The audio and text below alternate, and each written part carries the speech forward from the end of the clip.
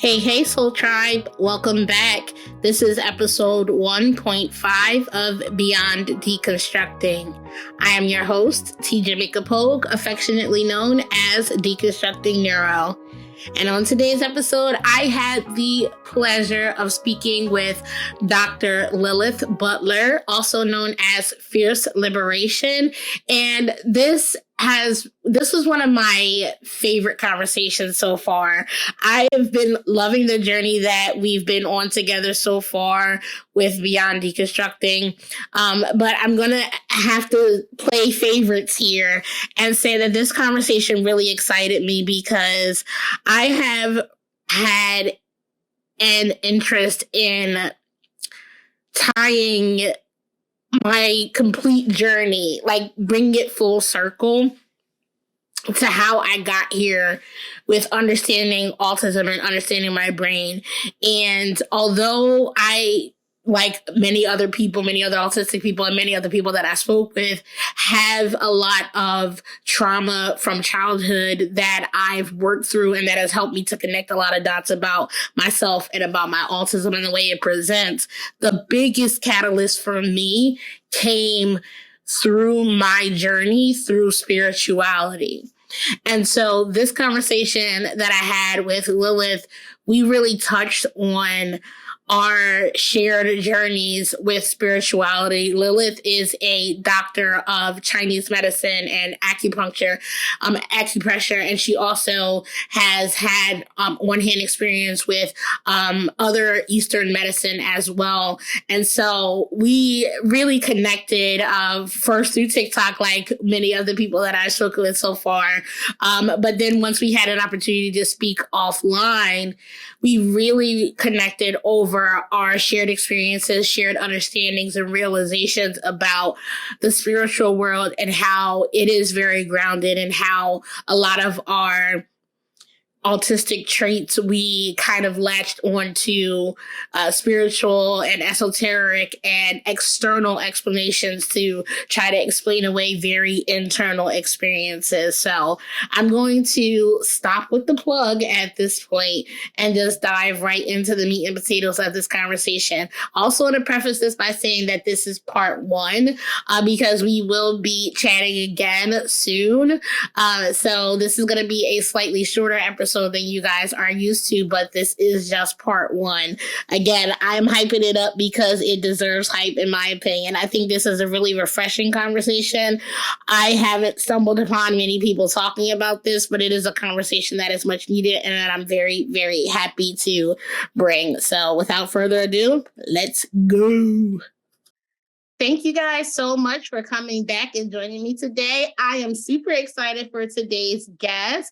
I have Dr. Lilith Butler with me today, and I'm going to turn it over to her to introduce herself and let you guys know who she is, what she does, and all that good stuff. Take it away. Hello, I'm so excited to be here today. I am Dr. Lilith Butler. I'm a doctor of Chinese medicine. I do acupuncture, craniosacral, along with various other healing modalities. I've been studying healing for about 15 years. And I also do coaching as well. My primary focus and mission in life is to help people liberate themselves from anything that stands in the way of them being authentically themselves. So that is my personal mission for myself, which really ties into embracing my neurodivergency and helping other people do that as well. And that's also my mission in my career and in life. That's awesome. And I can really tell that by your TikTok name is Fierce Liberation, right? Mm-hmm. And so that definitely kind of encapsulates what you just said there. And I came across your page, or your page came across my For You page on TikTok. And I instantly connected because we share a lot of understandings. And even though on the surface, our life experiences may seem different, in previous conversations, we know we have a lot in common. And so what I would love to hear is if you could share with my audience a little bit of your experience with understanding and coming to realize that you are autistic and have ADHD, and what that journey has been like for you so far.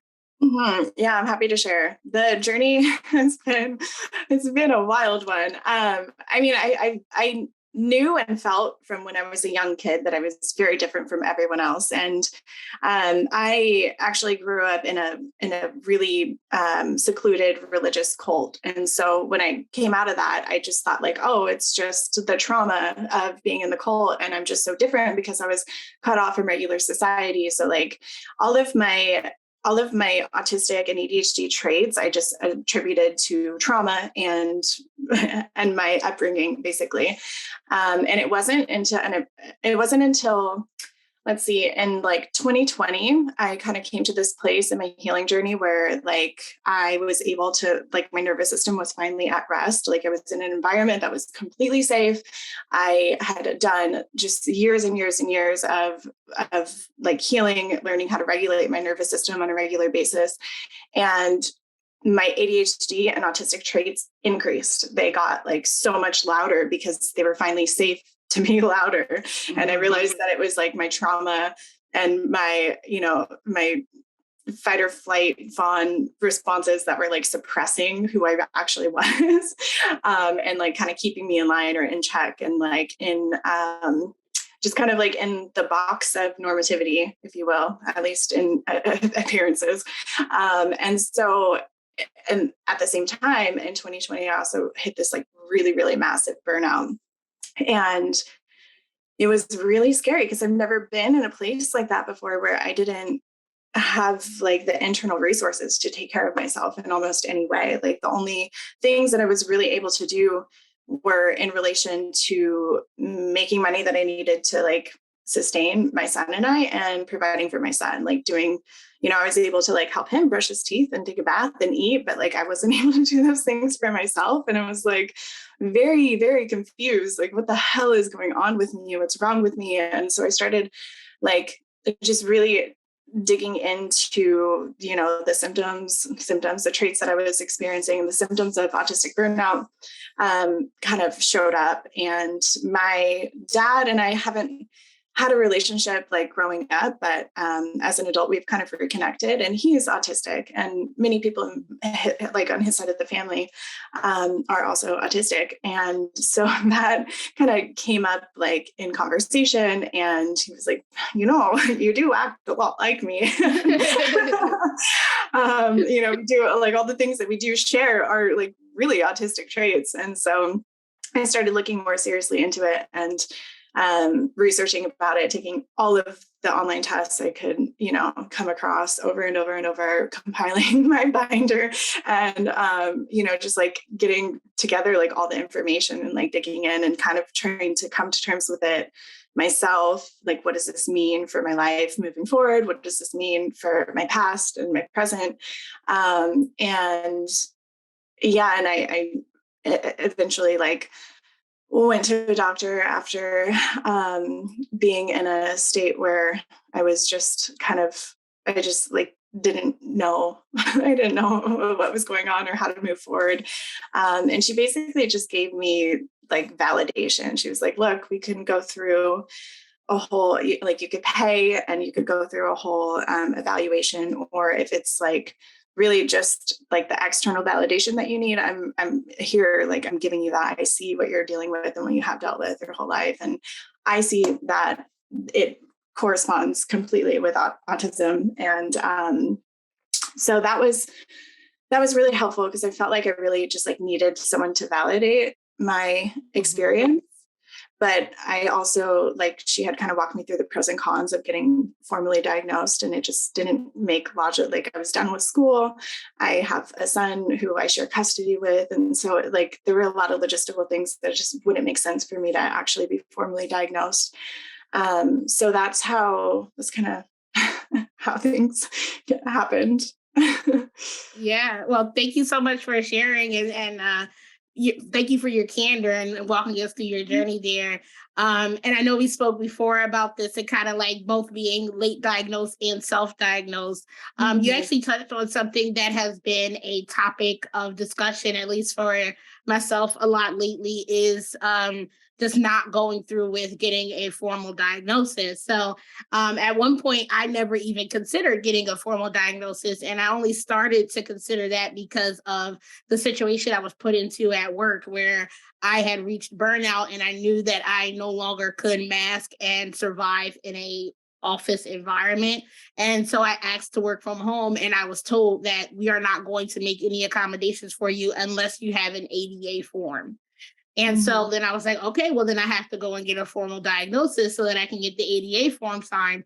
But once I took the time away from work and started going to therapy and then working on the anxiety and being actually officially diagnosed with generalized anxiety and ADHD, started taking medicine for that.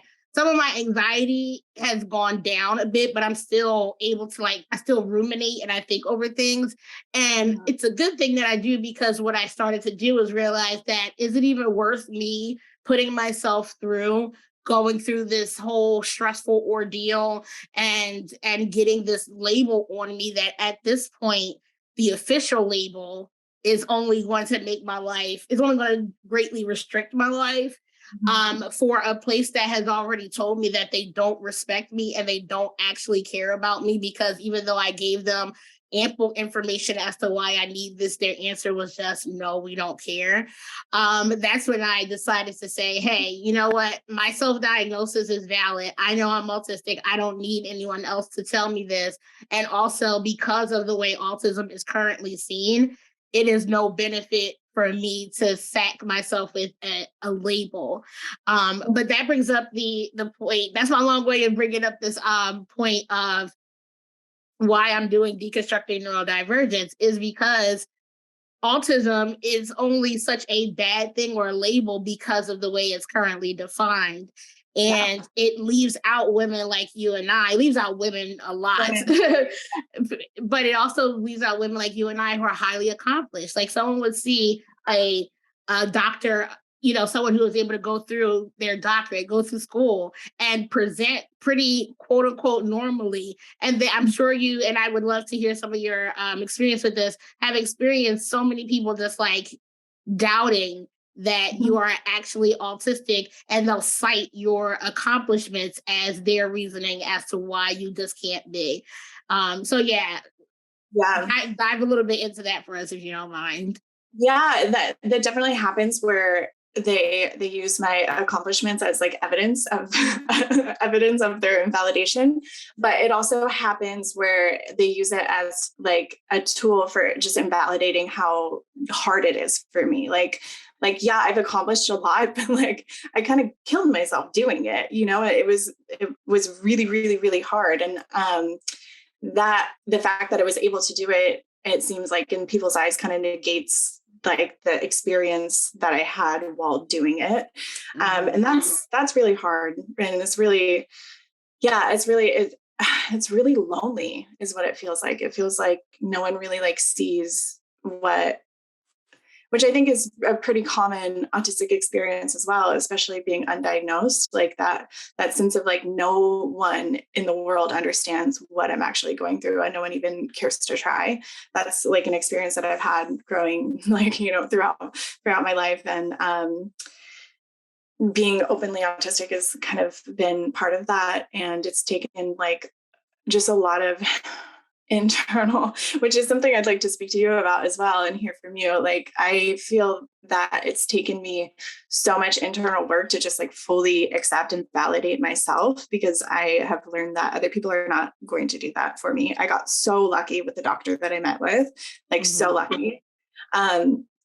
And a lot of the people that I interact with don't do that. And so it's really having to be my own anchor, and in order to withstand the gaslighting, I guess. And it's been hard and kind of a thing that I've been struggling. I learned I was autistic over a year ago, but it's only been in the last couple of months that I've been really open about it and really embracing what that actually means for me, and really actually accommodating myself, because the internal gaslighting has been so intense. Because I'll have a good day or a good moment, or I'll do something normally, and I'll be maybe I'm not autistic. I'm making all this up. This is, I'm just being crazy. I'm just looking for an excuse, whatever it is, it's just like all of the things that I heard from other people growing up have become like my internal dialogue that I've been having to just like really battle over the last year or so to get to a place of just accepting who I am and standing in it, regardless of what people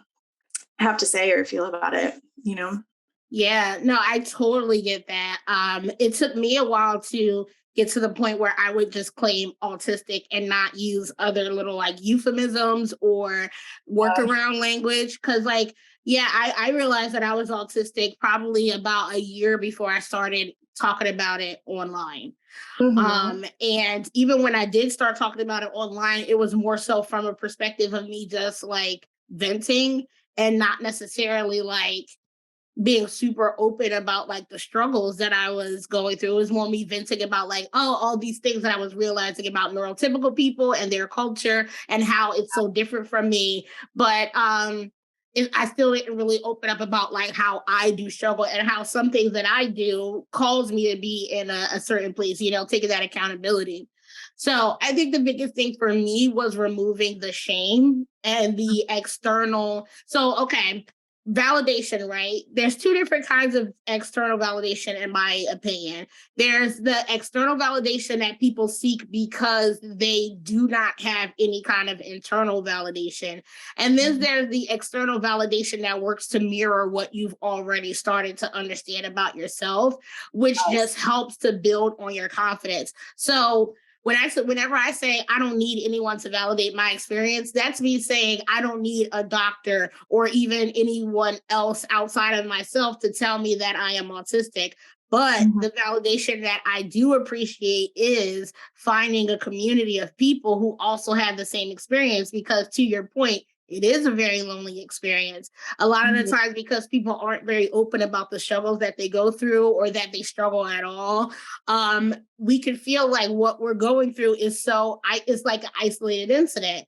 But getting online and seeing how people on the surface have such widely different lives, but underneath we're so the same, it's like that validation that has really helped me, at least on this journey, to be like more confident and just be like, this is who I am. I am autistic. I do not have any shame around it, because that shame is not coming from me. That's that external societal voice that says that I should be ashamed for being different, when I see all the beautiful ways that being autistic is amazing. And I'm going to latch on to that. Yes, we struggle, but I feel like a lot of our struggles are due to the way the society is and not because it's inherent to autism.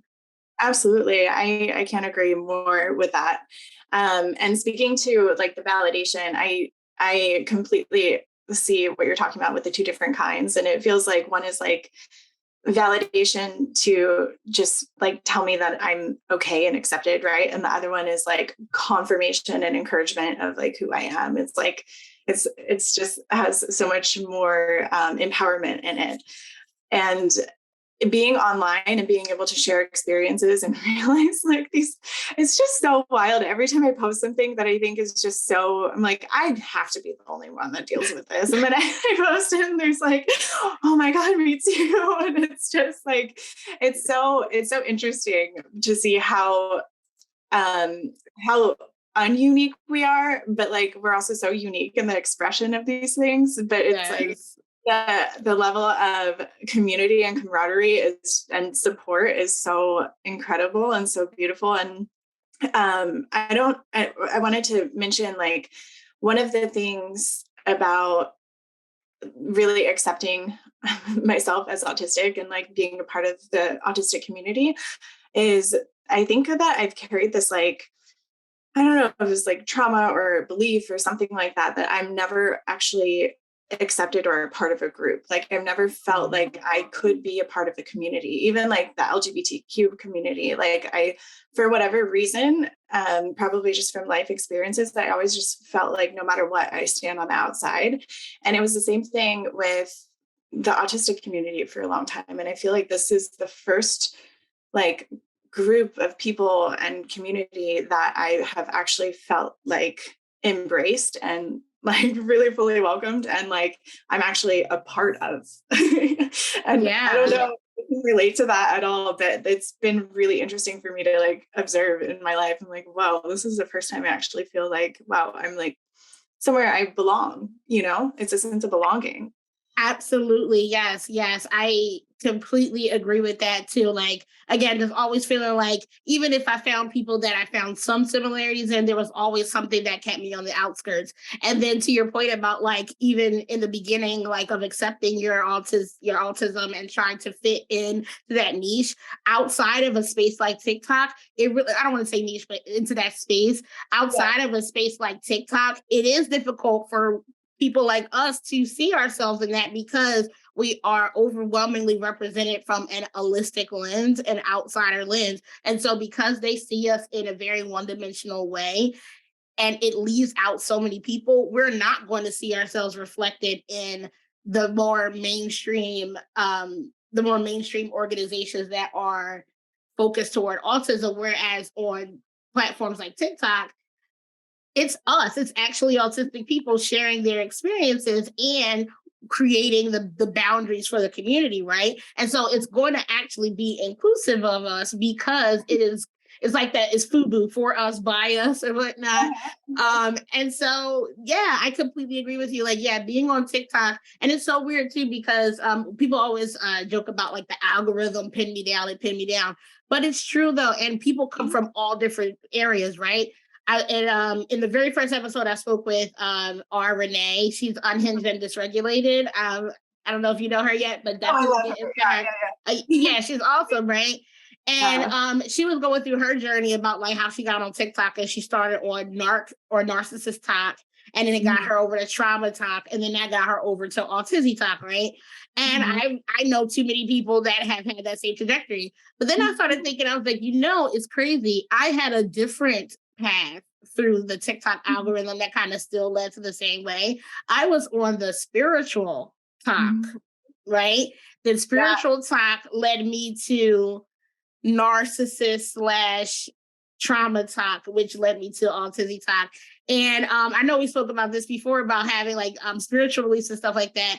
Kind of going back to what I was talking about earlier about like using euphemisms and things like that and not wanting to call autism. For a long time, I would like, call myself an empath or a high HSP, a highly sensitive person, and even started looking into things like star seeds and stuff like that, right? And this isn't to bash anybody who believes that because I get it 100%. I literally thought I was psychic for so long before I understood what autistic pattern recognition.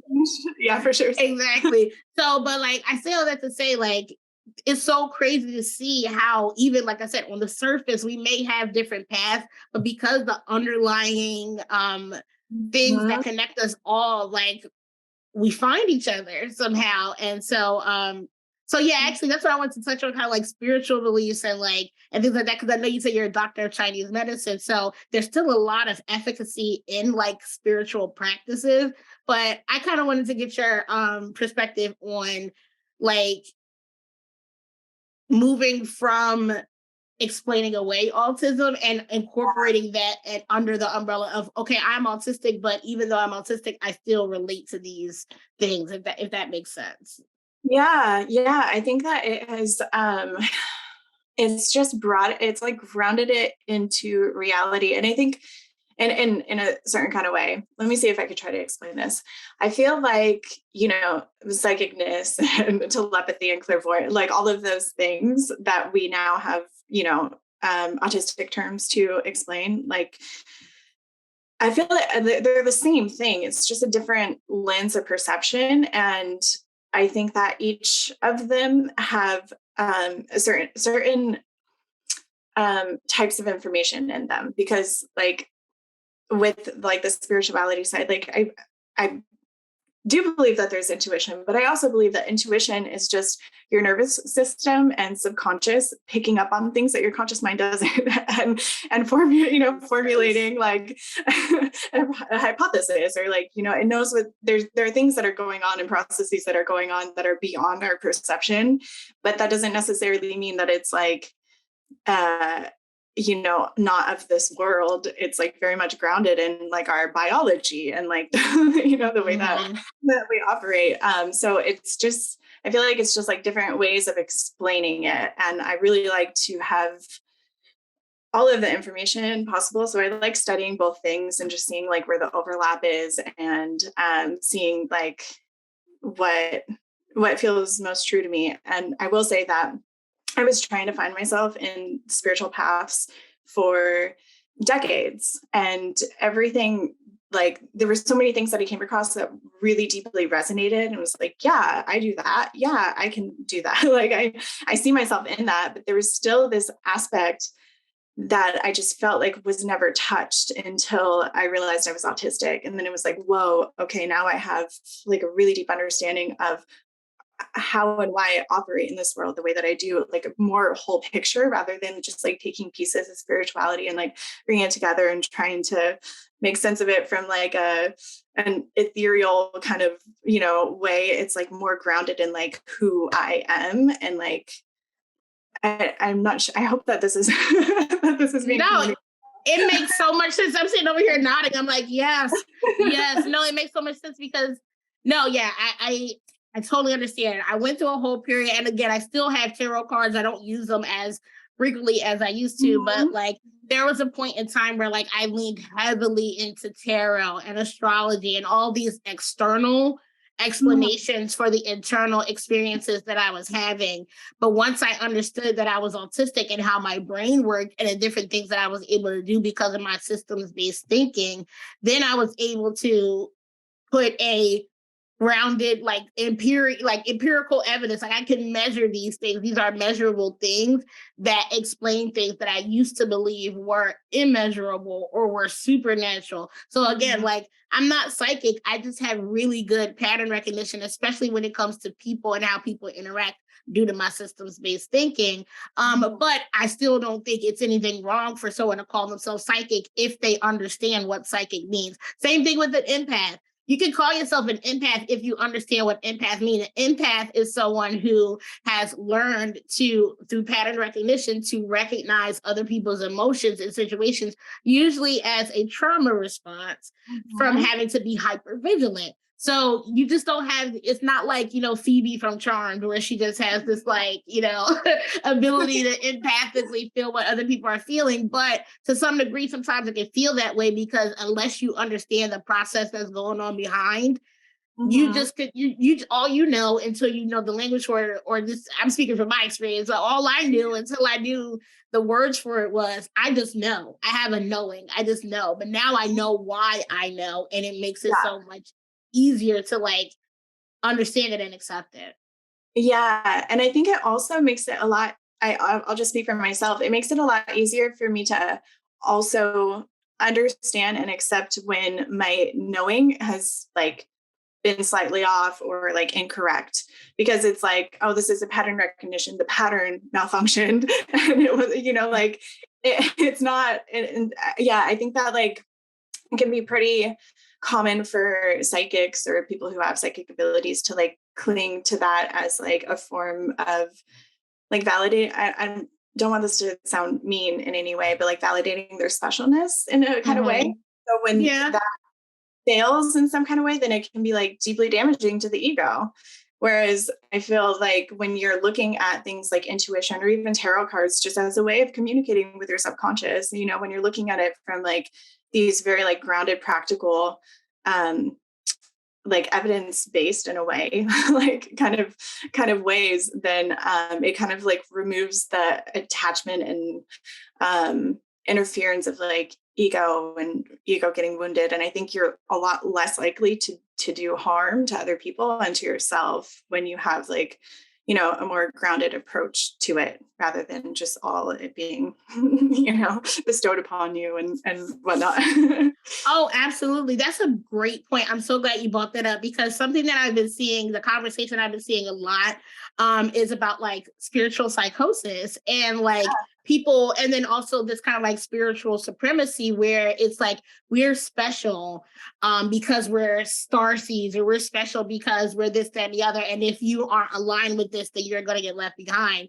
And it's kind of easy to see how people's ego, when it's so intimately attached to a belief, how it can go from being something that is innocent and pure in its purest form. You were just trying to seek answers for something that was inside you. But when you attach yourself to this label that makes you special or makes you different from other people in a supremacist way, because yes, us being autistic and us having this label does make us different. It makes us quote unquote special, but not in a supremacist way. We're just saying we diverge. But when you have a lot of these people that like cling to like, well, I am an empath, or I'm a starseed, or I'm this, that, and the other, I'm a channel, or you know, whatever, and it's like, this is my identity now.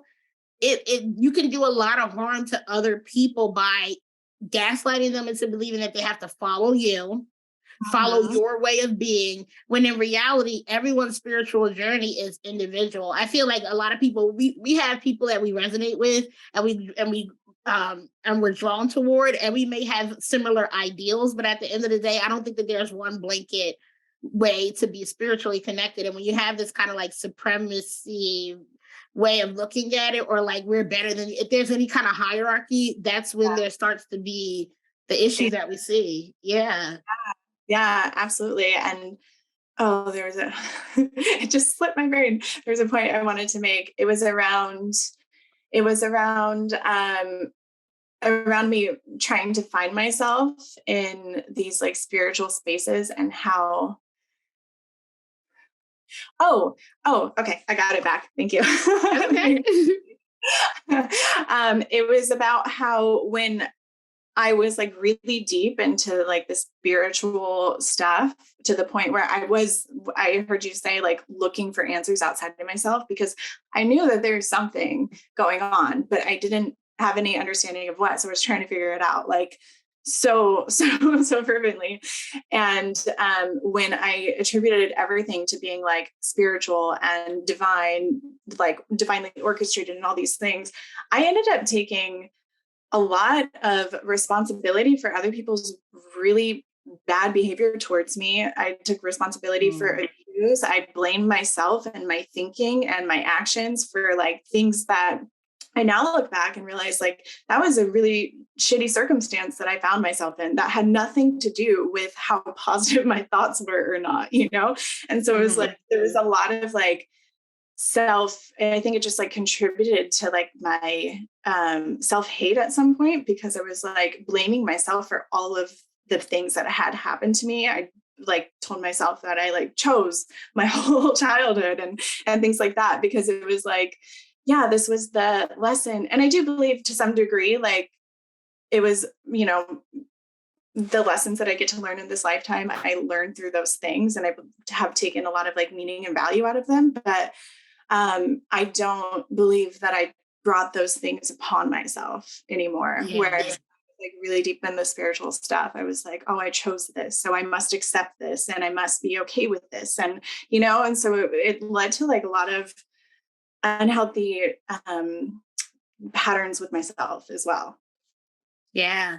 Wow. No, like that is so relatable. And that's one of the things that really opened my eyes when it came to like being in organized religion. Like I grew up Christian, but as I was growing up, like we weren't super devout. We went to church every once in a while, but I didn't really get into church like that until my 20s. And it was at a point where I was very like, you know, depressed and kind of suicidal, and like didn't know what I had, you know, I didn't feel like I had any kind of purpose. I just felt different, and like I didn't hit certain marks at a certain time. So I went to church, and I got involved with the church, and it was a Christian church. It was more of a like a non-denominational, where it's like, oh, you know, it's a younger crowd, and they're not wearing, it's not like Southern Baptist, like it looks a lot more accepting. They play more modern music and blah, blah, blah. So it really resonated with me. And then there's a lot of things about at least like the teachings of Jesus Christ that really resonated with me. But the longer I was in the church, the more I started to see, because of my systems-based thinking, and I didn't realize it at the time, but I understand it now. I connected the dots and the patterns, and I was like, I saw that the church was nothing more than a political system with a hierarchy. And I would like have so many questions as to why we did stuff. Like they would tell you what to do, but you wouldn't always have an understanding of why. And I am someone who needs to understand the why behind the what. I can't just like, if it doesn't make sense, you know what I mean? Like if it doesn't make sense, it doesn't make sense. I need to understand it. So once I started to be able to find the answers to the why behind the what, I realized that, oh, this system here is in place, just like any political system, to perpetuate a hierarchy that is predicated on the oppression of many to uplift the few.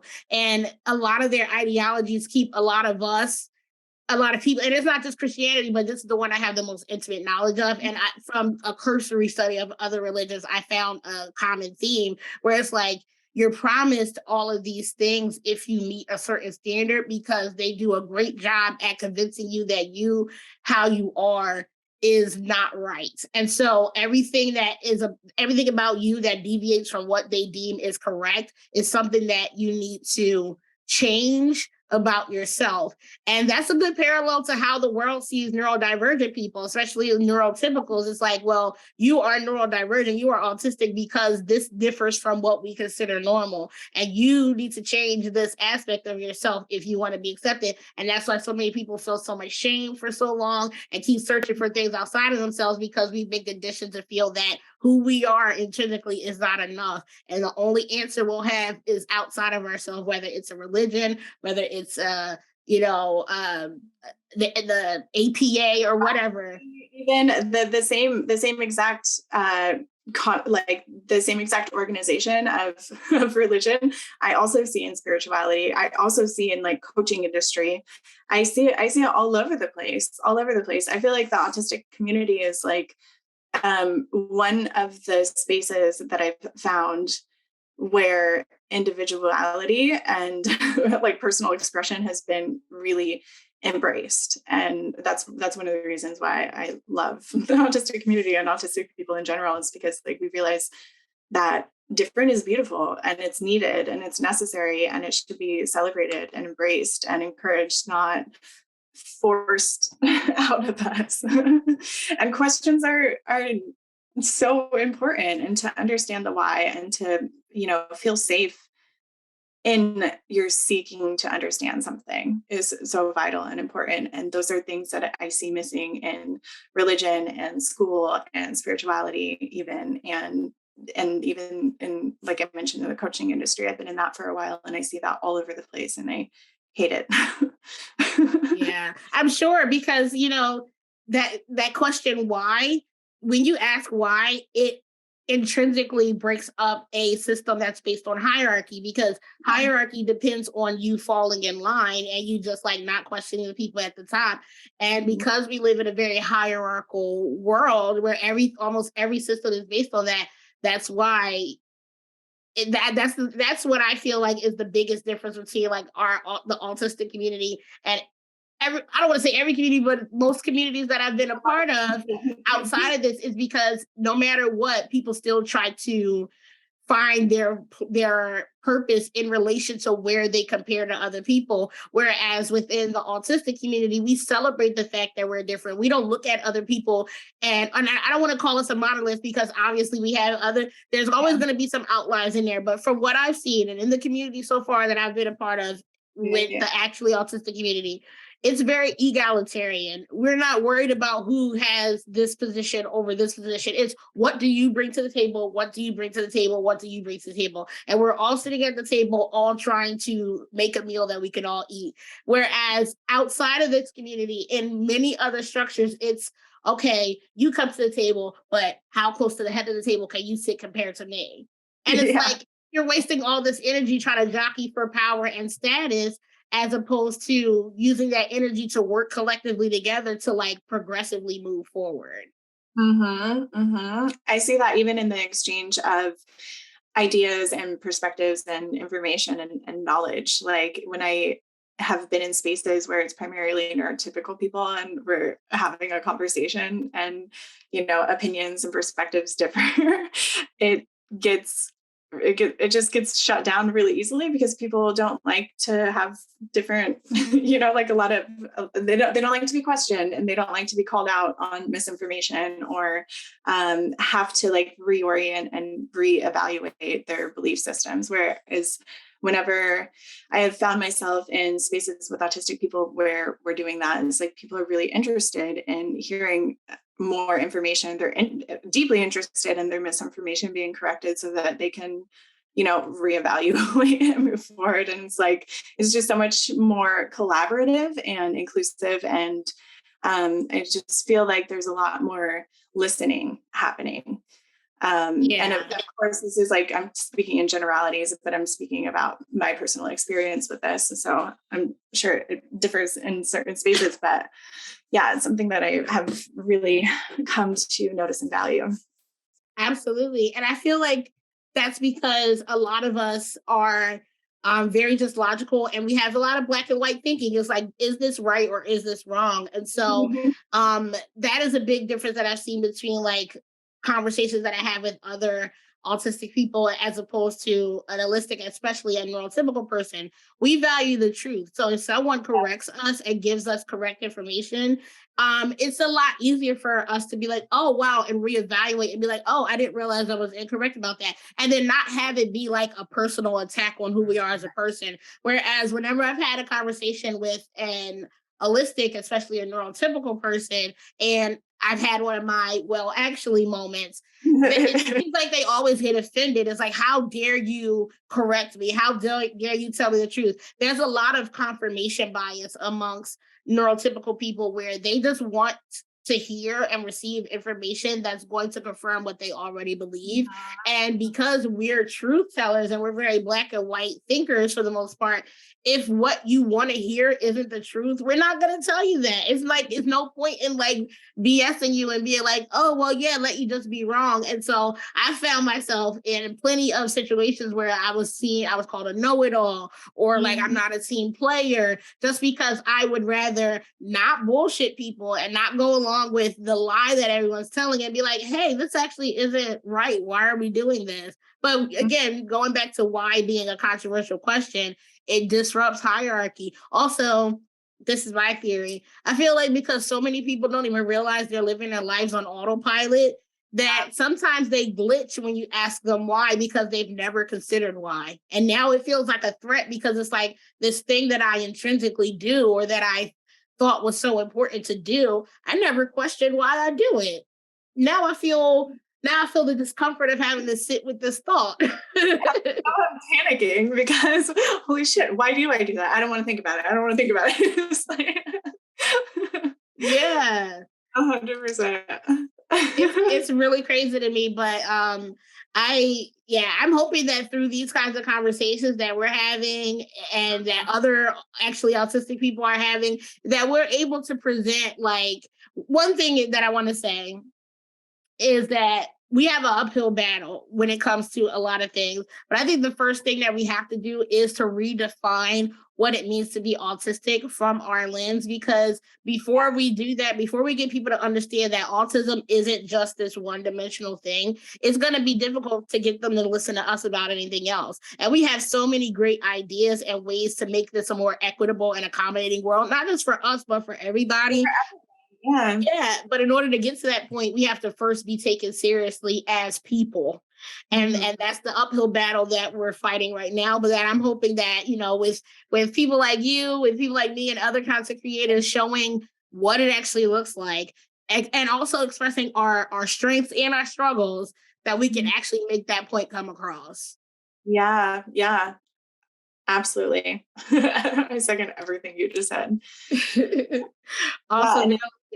You're beginning it too, with this series and this podcast, redefining autistic from an actually autistic lens, from who we actually are.